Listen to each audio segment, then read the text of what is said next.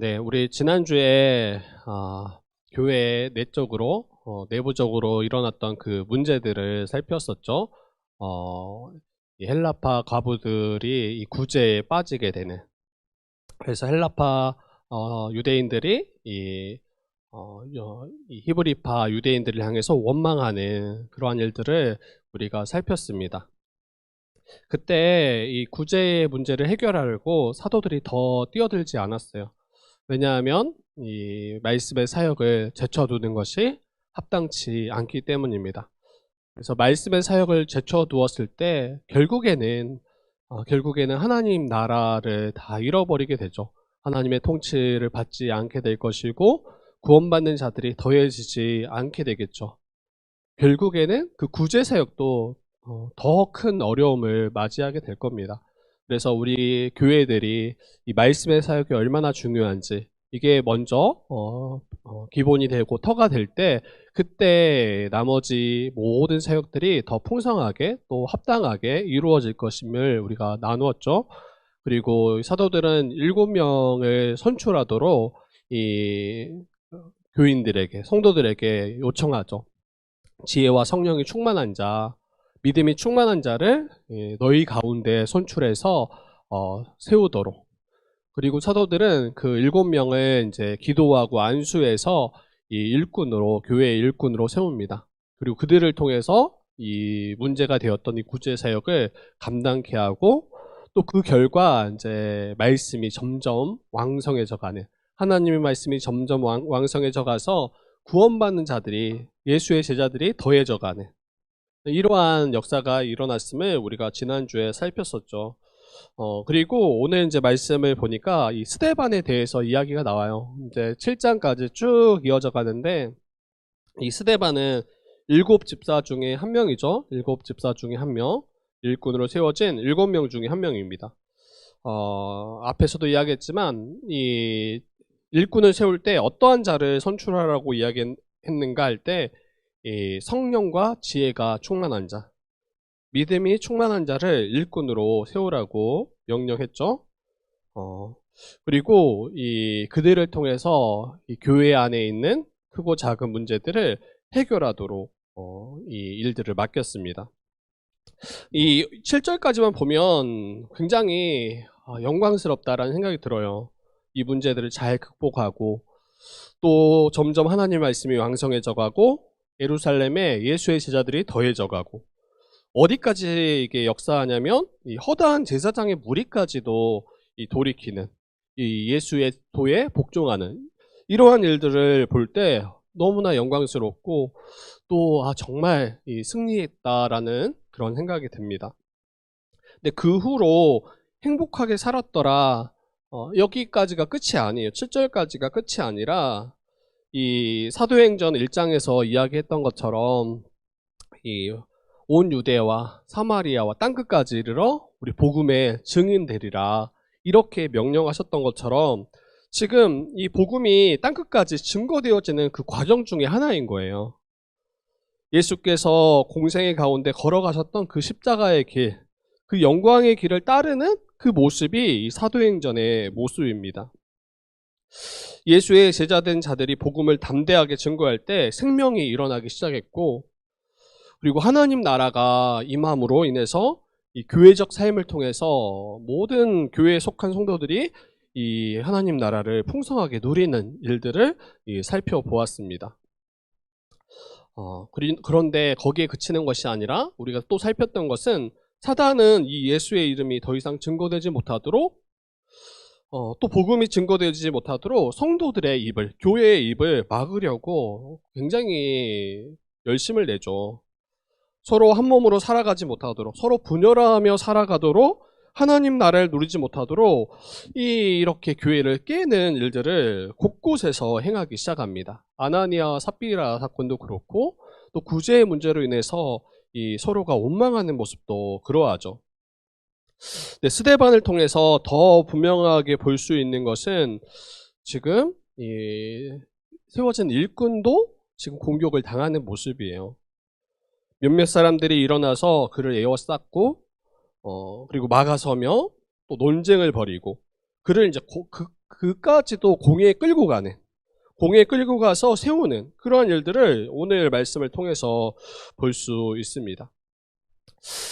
한 가지 좀 더 생각해보고 살펴볼 것은 이 스데반이 이제 구제 사역을 감당하도록 세워진 그 일꾼 중에 한 명이지만 그 당시 세워진 일꾼들의 사역들을 보면 구제 사역에 딱 그치지 않아요. 어려운 가운데 있는, 물질적으로 어려운 가운데 있는 이들을 구제하는 것에 그치지 않고 그 주변에 있는 수많은 병자들을 또 치유하는 그 사역들도 함께 감당하고, 또 귀신 들린 자들을 악한 영으로부터 자유케 하는 이러한 사역들도 감당했던 것처럼 보여요. 8절 보니까 스데반이 은혜와 권능이 충만하여 큰 기사와 표적을 민간에 행하니. 근데 이게 자연스럽다는 생각이 들어요. 주변에 여전히 이 악한 영에 종되어서 신음하며 살아가는 자들이 그 당시에 있을 것인데, 내게 맡겨준 사역이 구제다 이렇게 이야기하면서 구제 아닌 다른 일들을 행하지 않는 것, 맡지 않는 것, 죄와 사망 가운데 거하는 자들을 외면하고 이 성령의 사역들을 감당치 않는 것, 이것은 어찌 보면 건강한 신자의 모습과는 거리가 멀다라는 생각이 들어요. 그러니까 정말 지혜를 주시고 권능을 주시고 성령으로 충만케 하신 그 이유가 있잖아요. 네, 이를 권능을 허락하신 분도 하나님이실 뿐 아니라 이를 통해서 계속 하나님 나라를 세워가고 확장하는 일에 쓰도록 이 능력을 주셨음을 우리는 기억해야죠.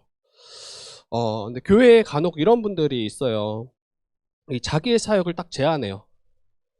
그 이상을 행하는 걸 극도로 꺼려하는 분들이 있습니다.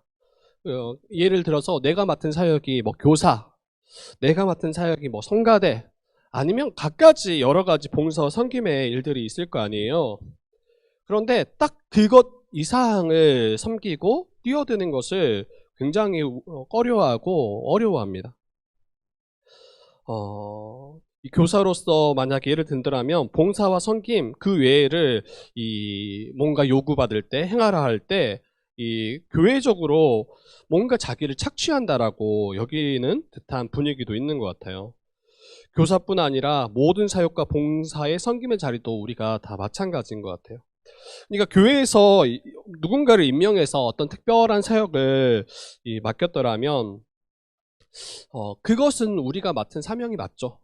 맞는데 그 외에 다른 사역들을 나의 일로 여기지 않는 그런 모습은 혹시 이제 있지 않은지 우리가 늘 또 점검해야 되는 한 지점이 될 것입니다. 이 말은 결국에는 자기를 교회적 존재로 지금 인지하지 못하는 모습이에요.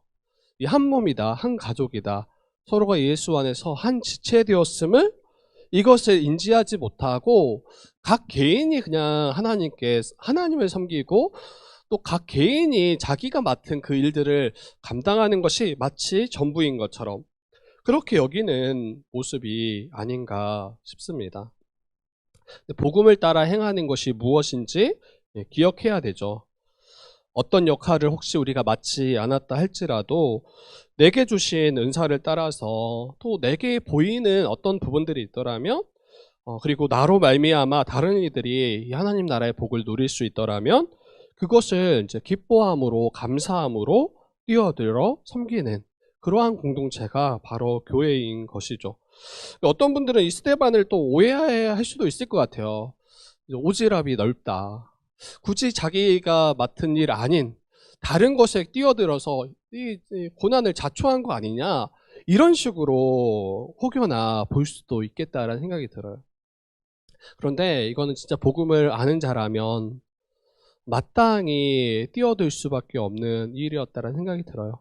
내 옆에 연약한 자가 있고 내가 섬겨야 될 자들이 있는데 그것을 애써 눈 감고 섬기지 않는다면 정말 한 몸으로 또 한 가족으로 여기는 그런 모습이 맞는가 우리가 돌아봐야 되겠죠. 그러니까 저희 이제 주혜특교회는 사역이 똑같이 많죠. 제가 봐도 그냥 똑같이 많아요. 그러니까 교회가 규모가 작기 때문에 사역이 작거나 그러지 않을 것 같아요. 그런데 똑같이 많음에도 불구하고 아마 더 누군가 더해질 때 더 사역이 늘어나면 늘어났지 줄어들진 않을 거란 말이에요. 목사님 더 늘어난다고요? 그런데 그때 더 뛰어들 수 있는가? 내게 허락하신, 내게 맡은 그 사명, 그 어찌 보면 우리가 주어진 그 사역들 외에 더 사랑으로 섬길 마음이 있는가? 이것들을 한번 돌아봤으면 좋겠어요. 여러분, 스데반이 복음을 증거하고 이적과 표적을 행할 때 이 9절 보니까 자유민들, 그러면서 구레네인, 알렉산드리아인, 길리기아와 아시아에서 온 사람들의 이 해당에서 어떤 자들이 일어나서 이 스데반과 더불어 논쟁을 벌이는 장면을 보게 됩니다. 이 자유민들이라고 하는데 제가 찾아보니까 이 여러 이방 지역에서 종으로서 살다가 자유를 얻어서 유대로 돌아온 사람들을 말한다고 하더라고요. 그래서 그들을 중심으로 이 해당을 이제 세워서 신앙생활했던 그런 유대인들을 말합니다. 뭐 특별한 의미를 제가 발견하지는 못했는데 하여튼 이러한 자들이 지금 스데반이 이 놀라운 기적과 기사를 행할 때, 그리고 단순히 기사와 표적만을 행했다라고 보지 않아요. 늘 사도들의 사역도 마찬가지고 예수 그리스도의 사역도 마찬가지지만 기사와 표적만을 중심으로 사역하지 않으셨어요. 늘 그러한 자리에 이 하나님 나라의 복음, 예수 그리스도의 십자가 복음을 늘 증거하고 선포함이 함께였고, 그걸 가장 더 우선순위했던 사역들이었음을 잊지 않아야 되죠. 아마 스데반도 이 기적과 이런 표적 외에 이 하나님의 말씀을 힘써 증거하는 아마 삶을 살았을 거예요. 근데 그 말씀을 어떠한 이들이 들었을 때 이것을 이제 논쟁하려고, 이것을 도리어 이제 반박하고 싸우려는 모습들을 보이는 거죠. 그리고 들고 일어나서 스데반을 에워싸는 모습을 보게 됩니다. 저는 이제 논쟁 자체를 막 부정적으로만 보지는 않아요. 일반적으로 논쟁을 생각할 때 논쟁이 상당히 이제 긍정적인 측면도 분명히 있죠. 건설적인 논쟁이 분명히 있죠. 서로의 그런 논의를 통해서, 토론을 통해서 더욱 어떠한 그 지점들을 더 발전시키고 부족한 부분들을 보완하는 그런 건설적인 논쟁이 있다고 생각해요. 그런데 이제 어떤 논쟁은 이제 정말 반대를 위한 반대.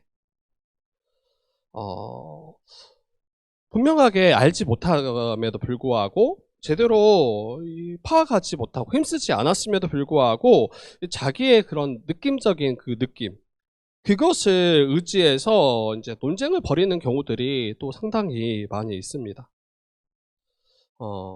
그러니까 이게 논쟁이라는 것이 중립적인 부분들이 있는 것 같아요. 그런데 여기에서 이 자유민들이 이 스데반과 논쟁하는 것은 그들이 밝히 알고 또 이것을 깨달아서 이걸 논쟁하고 그러한 모습이 아니죠.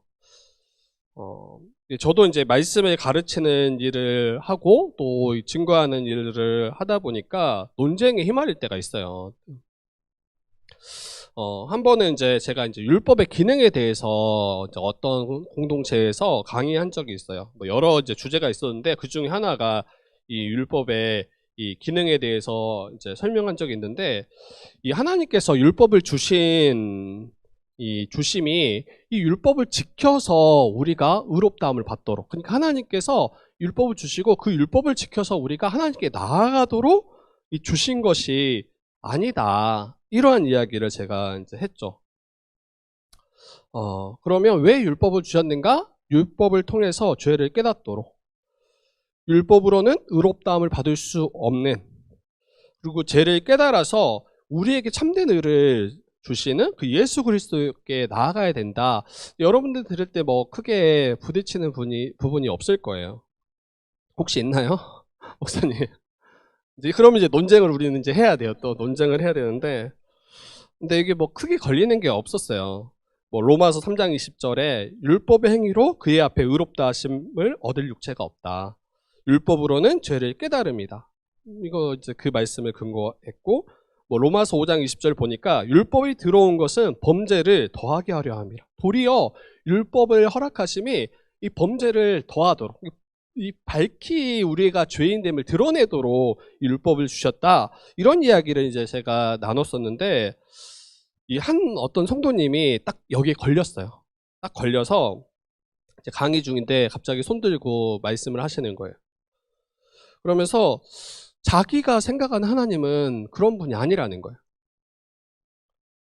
하나님께서 지킬 수 없는 율법을 주셨다라는 게 도무지 자기는 받아들일 수 없다라는 거예요. 아니, 지킬 수 없는 율법을 어떻게 주시냐는 거예요. 뻔히 망할 게 뻔히 보이는데 그 지킬 수 없는 율법을 주셨다라는 게 자기가 알고 있는 하나님의 속성에 비추어 봤을 때는 도무지 받아들일 수 없다. 이렇게 이제 말씀을 하시는 거죠.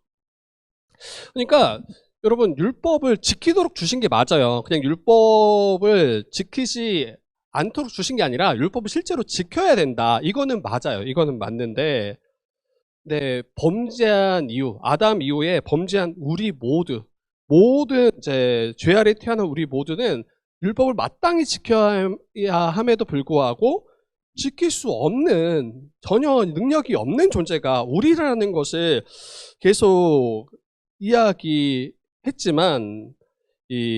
안 받으시더라고요. 도무지 받지를 못하세요. 저는 이제 가능하면 최대한 설명하고 또 말씀을 잘 풀어드리려고 이야기했지만 딱 그 한 지점이에요. 그러니까 율법을 지킬 수 없다. 우리는 지킬 수 없다.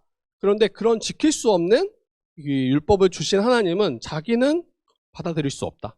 그러니까 지금 그때 강의가 잘못됐다라는 이야기를 계속 하시는 거죠. 결국 좁혀지지가 않았어요. 다들 이제 강의를 듣고 있는데 그 한 분하고 저랑 이제 계속 약간 뭔가 이렇게 치열하게 뭔가 논쟁하는 그런 모습. 그래서 이게 큰 덕이 안 되겠다. 큰 덕이 안 되겠다. 그래서 이제 넘어갔었거든요. 넘어갔었는데 강의가 다 끝난 후에 그분이 저에게 찾아왔어요. 찾아왔고 저는 이제 무슨 일인가 싶어서 약간 긴장하는 모습을 가지고 이제 그분을 만났는데 저한테 사과를 요청하셨어요. 저는 이제 제가 말하는 바가 제 개인적으로 분명하니까 계속 설명하려고 했던 건데 그게 이제 본인을 계속 부정한다. 자기의 의견을 받아주지 않는다. 이렇게 이제 인식하시는 거죠.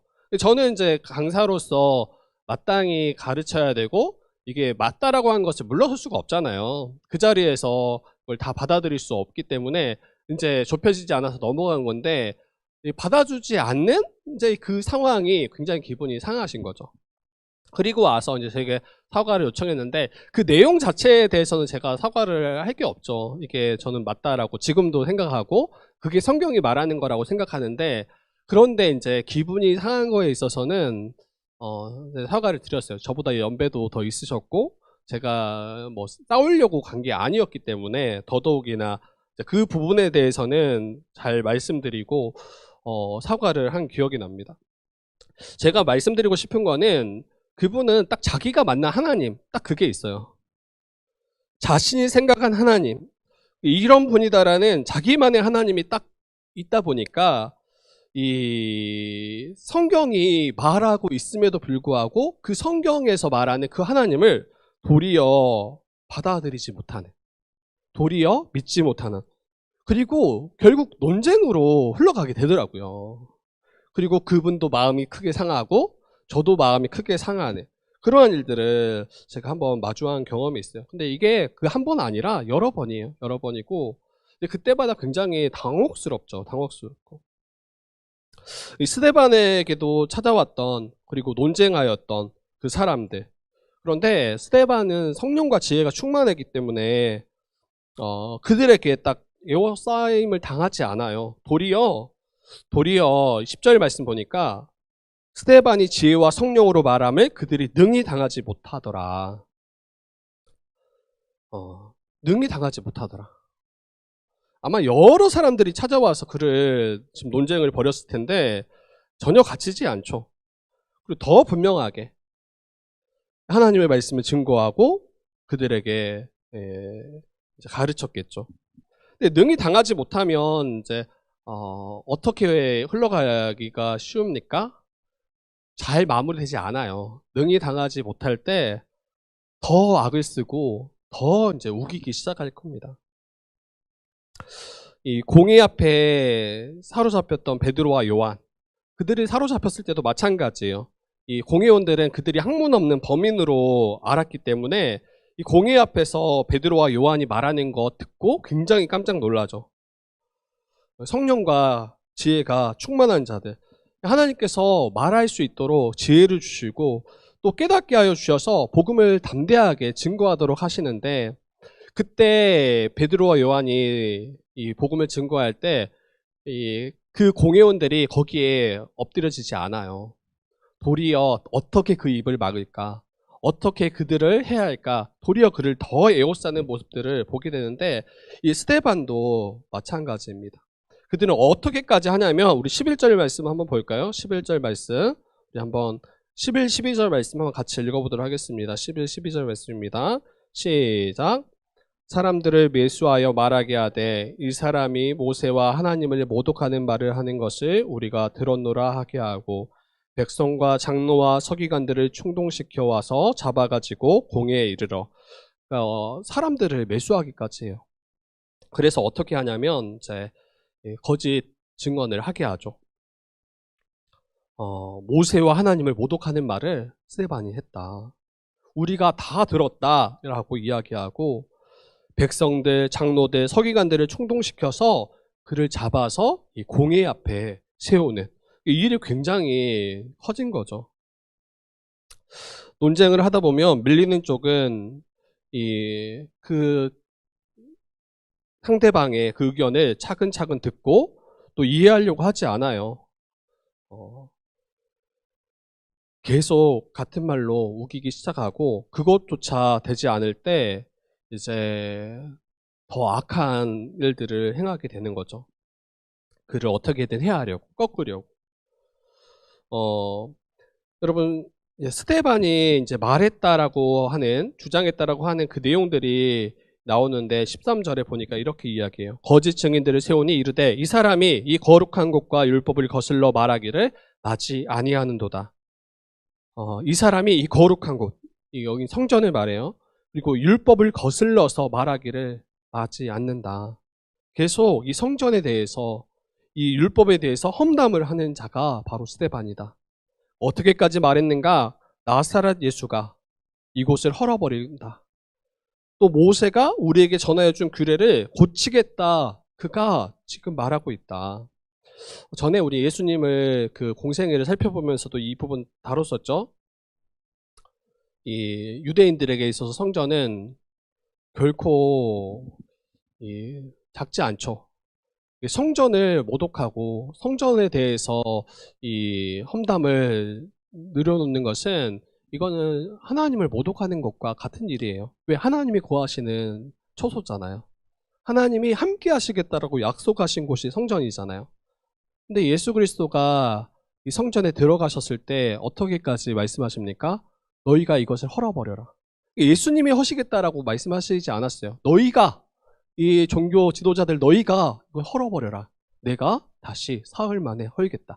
성전을 허시겠다라는 게 아니라 다시 그 성전을 내가 세우겠다라고 말씀하신 거죠. 그런데 이 말을 들었던 자들은 어때요? 성전을 헐어버리겠다, 이 성전을 마치 부정하는 것처럼, 성전 자체를 부정하고 이것을 마치 파괴하려고 하는 것처럼, 유대인들의 그 가장 귀하고 고귀하다로 여기는 그것을 다 헤아리는 것처럼 그들이 지금 오해했고, 또 그것을 가지고 예수님을 잡으려고 했던 모습을 우리가 기억하죠. 똑같아요. 예수가 이곳을 헐고 또 모세가 우리에게 전하여준 규례를 고치겠다. 예수님의 그 사역들을 보면 마치 율법을 반하는 것처럼 보이는 장면들이 여러 차례였죠. 다들 기억하신 것처럼 나병 환자를 만지면 안 돼요. 그건 율법에서 금하는 거예요. 근데 예수님은 자기에게 나온 나병 환자를 만지셨어요. 그렇죠. 그런데 예수님이 부정하게 된 것이 아니라 그 나병 환자가 깨끗함을 받잖아요. 예수님은 안식일 날 병든 자를 고치셨어요. 근데 그 당시 이 전통은 어때요? 정말 바로 정말 목숨이 끊어지는 그 바로 긴급한 상황이 아니면 병든 자를 고치지 않는다고요. 왜? 안식일을 어기는 것처럼 간주했기 때문에. 근데 예수님은 병든 자, 손 마른 자를 그 안식일 날 고치셨다고요. 그러니까 이것 외에도 여러 상황들을 보았을 때 마치 예수님이 율법을 부정하고 마치 율법을 고치는 것처럼 이렇게 보여졌던, 그래서 그런 것으로 인해서 도리어 예수님이 이제 그들로 공격당하는 모습들을 마주했었잖아요. 근데 예수님은 거기에 대해서 무엇이라고 말씀하십니까? 내가 율법이나 선지자들을 폐하려고 온 줄 생각하지 마라. 폐하려 온 것이 아니라 완전하게 하려 함이다. 진실로 너희에게 이르노니 천지가 없어지기 전에는 율법의 1.1획도 결코 없어지지 아니하고 다 이룰 것이다. 이게 지금 예수님이 가르치셨던 바예요. 여러분, 전에도 말씀드렸지만 복음을 증거할 때 우리가 자연스럽게 기대하는 바가 있어요. 우리가 말씀을 전하고 또 복음을 증거할 때 우리가 은연중에 자연스럽게 기대하는 바는 우리가 전하는 그 복음을 듣고 그 복음을 들은 자들이 복음을 받아들이고 회개하고 돌이키기를, 그래서 하나님의 백성 되고 주님의 제자 되는 것, 이거를 우리는 기대하고 이 기대함을 가지고 복음을 증거하죠. 그러나 이 복음을 증거할 때 항상 그런 반응만 우리가 있는 게 아님을 우리는 알아요. 스데반을 향하여 일어서서 논쟁하고 적대하는 이들이 있었어요. 여전히. 그리고 스데반을 당하지 못하자 사람들을 매수하기까지 해서 위증하게 하고 고발하게 하고 스데반을 잡으려 하는 것을 우리는 지금 또 보고 있는 거예요.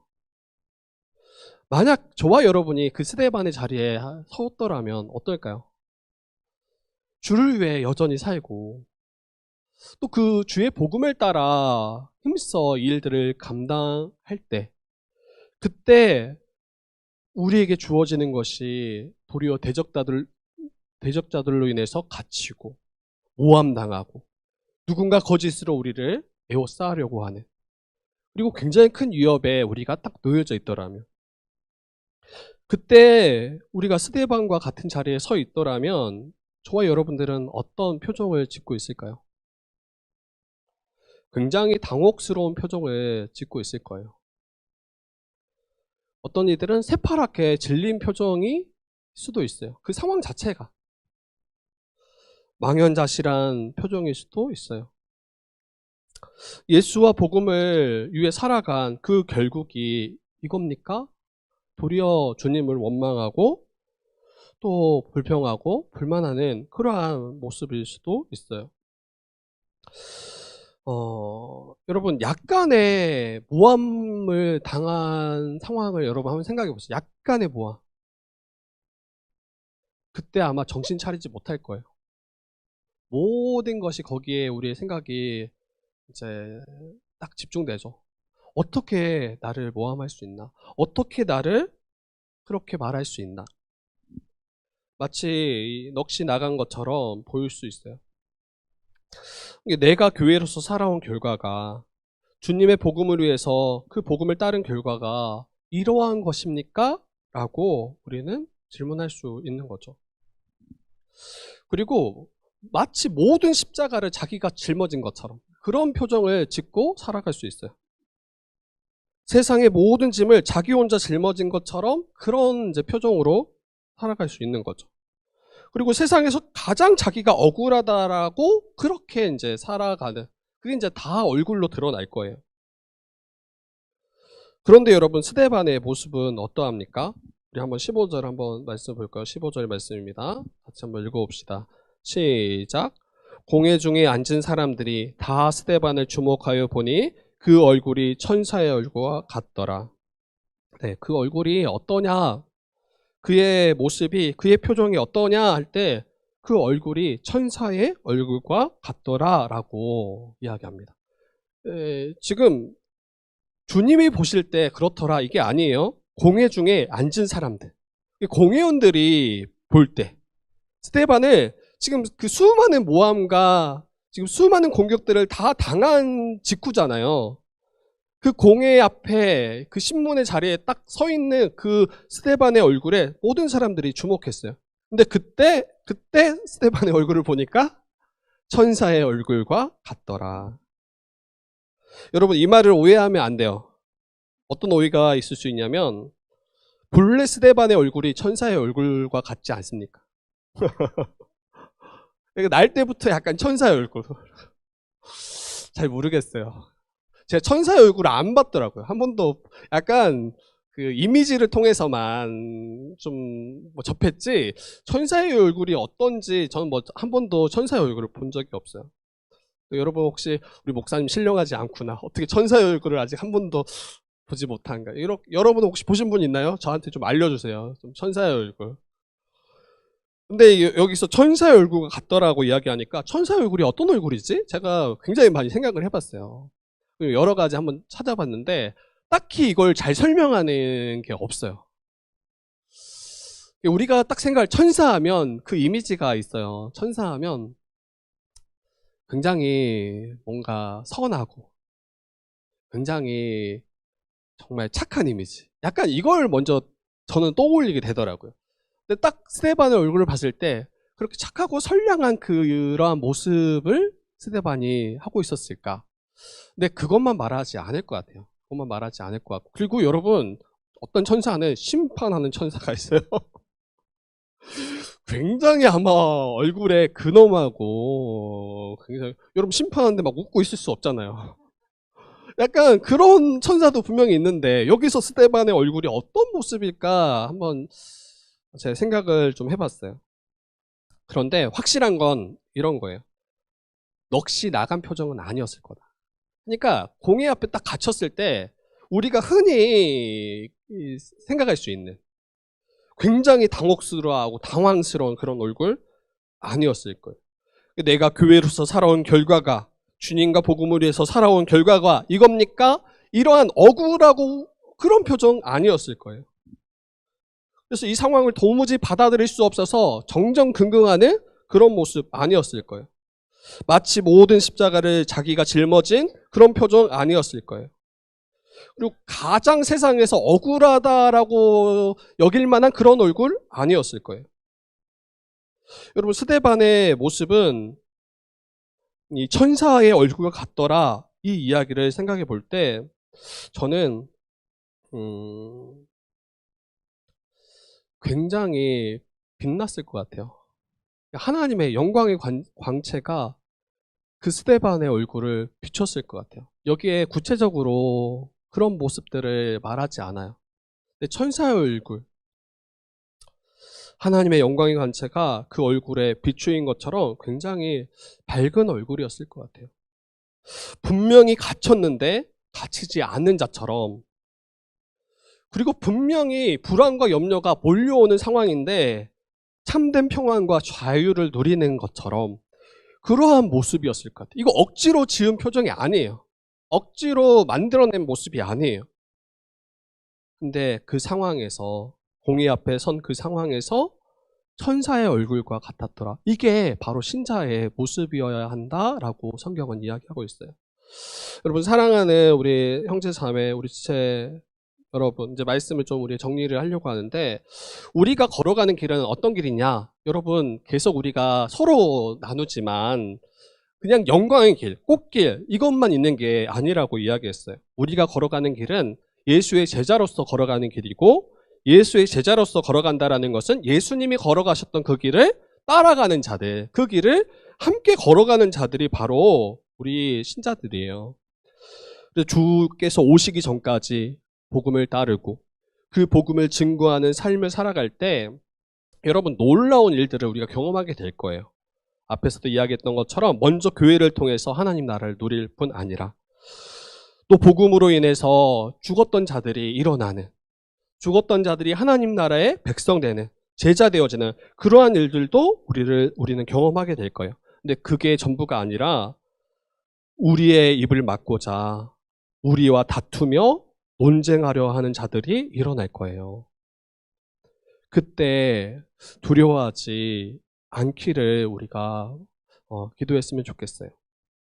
주께서 부어주시는 성령을 의지해서 도무지 세상이 능히 감당하지 못하고 지혜와 믿음을 더하여 주시는 그 성령으로 말미암아 승리하는 삶을 살았으면 좋겠어요.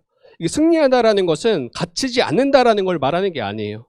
갇힌 그 상황에서도 그 주의 이름을 우리가 의지하고 그 주의 복음을 증거하는 그러한 삶을 살아갈 수 있는가. 그때 우리의 모습이 천사의 얼굴과 같을 수 있는가. 이것을 우리가 돌아봤으면 좋겠어요. 그리고 복음으로 말미암아 때로는 세상에 갇힐 뿐 아니라 굉장히 억울한 일들을 당할 때가 있어요. 근데 그때 여러분, 그때 천사의 얼굴이어야 돼요. 여러분, 좋을 때 천사의 얼굴은 다 여러분 한번 생각해 보세요. 야유회, 제주도. 여러분 아마 그때 천사의 얼굴이었을 거예요. 다들 마치 천국에 있는 것처럼 막 다 날아다니고 막 정말. 근데 그때 천사의 얼굴은 뭐 우리 다 그러겠죠. 근데 그때 아닌 세상에 우리를 에워쌀 때, 복음으로 인해서 고난 당할 때, 세상이 우리를 대적할 때, 그때 여러분 우리의 얼굴이 천사의 얼굴과 같이 그렇게 빛날 수 있어야 돼요. 원망하고 불평하고 불만하는 그러한 이제 그 천사와 대조되는 어찌 보면 악한 그런 천사, 어찌 보면 그러한 모습이 아니라 하나님의 영광의 광채가 저와 여러분들의 얼굴에 좀 가득 빛났으면 좋겠어요. 그때 세상이 우리를 볼 때 천사의 얼굴과 같더라. 근데 상황과 환경을 보면 도무지 그러한 얼굴과 맞지 않아. 근데 그때 사람들이 우리를 볼 때 천사의 얼굴 같다. 여러분 그런 혹시 칭찬 들어보신 분 있나요? 우리 지체들 보니까 천사의 얼굴 같습니다. 저도 못 들어본 것 같아요. 이제부터는 좀 우리의 목표. 사람들이 우리를 볼 때 천사의 얼굴과 같더라. 약간 이런 좀 평가를, 또 이러한 칭찬을, 또 서로가 좀 서로를 우리 교회 안에서 그러한 칭찬을 좀 할 수 있었으면 좋겠다는 생각이 들어요. 지체들이 서로가 서로를 볼 때 정말 천사의 모습과 같았으면 좋겠어요. 상황이 좋을 때는 천사의 얼굴이다가 상황이 좋지 않을 때는 이제 막 정말 악마의 모습. 안 돼요. 안 돼요. 그런 거 안 되고 정말 언제나 정말 최악이라고 생각하는 그때조차도 정말 천사의 얼굴처럼 우리가 환히 빛날 수 있었으면 좋겠습니다. 여러분 어떠할 때 우리가 천사의 얼굴과 같이 딱 설 수 있을까요? 저는 복음으로 우리가 처한 상황들을 이해할 때예요. 복음으로 우리가 처한 상황들을 이해하고 이것을 바라볼 수 있을 때, 그때 우리의 얼굴이 천사의 얼굴과 같이 사람들이 볼 수 있겠다. 믿음으로 우리가 처한 상황들을 이해할 때, 눈앞에 보이는 어려움에 갇히고 그로 인해서 우리의 얼굴낯이 어둡고 암울하고 마치 세상이 다 망한 것처럼 여기는 그런 것이 아니라 예수 그리스도의 그 십자가 복음, 그 복음으로 인해서 우리에게 어떤 일들이 일어났는가, 이것을 밝히 볼 때, 그때 우리는 천사의 얼굴과 같이 그 자리에 설 수 있는 거죠. 우리가 당하는 갇힘과 고통, 애워쌈과 모함, 억울함, 여러분 이걸 볼 때 우리는 낯빛이 정말 어두울 거예요. 마치 죽은 시체와 같이 창백할 거예요. 그런데 주님께서 우리를 구원하시기 위해 걸어가셨던 그 길을 여러분들이 묵상했으면 좋겠어요. 지금 우리가 가는 그 길은 우리가 홀로 걸어가는 길이 아니에요. 이미 주께서 걸어가셨던 그 길을 우리가 따라가는 거예요. 그리고 이미 그 모든 것을 승리하신 길을 우리가 따라가는 거잖아요. 그렇더라면 우리는 그 길을 걸어갈 때, 여러 가지 어려움을 당할 때 정말 천사의 얼굴과 같이 드러날 수 있겠다. 우리 주님으로 말미암아 죄와 사망에서 건짐받았음을, 생명이신 예수님을 우리가 이미 소유했음을, 이것을 믿을 때 우리는 어떤 상황에서도 천사와 같이, 그러한 얼굴과 같이 설 수 있겠다. 이것을 좀 믿었으면 좋겠어요. 그러면 더 이상 이제 마치 망한 것처럼 우리의 얼굴빛이 있지 않을 거예요. 아무런 소망 없는 것처럼 그런 모습으로 서 있지 않을 거예요. 근데 저는 이제 이거 말씀 묵상하면서 이게 정말 맞다라는 생각이 들었어요. 정말 맞다. 성령 충만한 자들은, 정말 성령 가운데 함께 거하는 자들은 천사의 얼굴과 같이 날마다 살아갈 수 있겠다라는 생각을 더 하게 됐어요. 여러분 서로의 얼굴을 조금만 살짝 볼까요? 조금만 살짝. 천사의 얼굴입니까? 천사의 얼굴? 천사의 얼굴입니까?